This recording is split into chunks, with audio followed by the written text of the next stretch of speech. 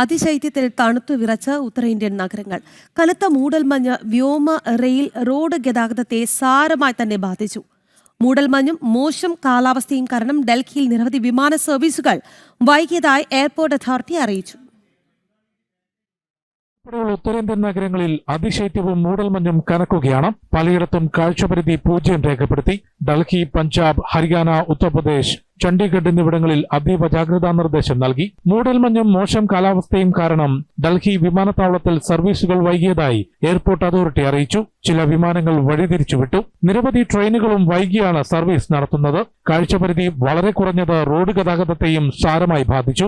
വായു ഗുണനിലവാര സൂചിക മെച്ചപ്പെടുന്നുണ്ടെങ്കിലും അതിശൈത്യം തുടരുന്നതിനാൽ ആരോഗ്യ പ്രശ്നങ്ങൾക്ക് സാധ്യതയുണ്ടെന്നും ജാഗ്രത പാലിക്കണമെന്നും ആരോഗ്യ മന്ത്രാലയം മുന്നറിയിപ്പ് നൽകി. ഹിമാലയൻ മേഖലയിൽ മഞ്ഞുവീഴ്ച ശക്തമാകുന്നതിനാൽ വരും ദിവസങ്ങളിൽ തണുപ്പ് വർദ്ധിക്കുമെന്നാണ് കാലാവസ്ഥാ നിരീക്ഷണ കേന്ദ്രത്തിന്റെ റിപ്പോർട്ട്.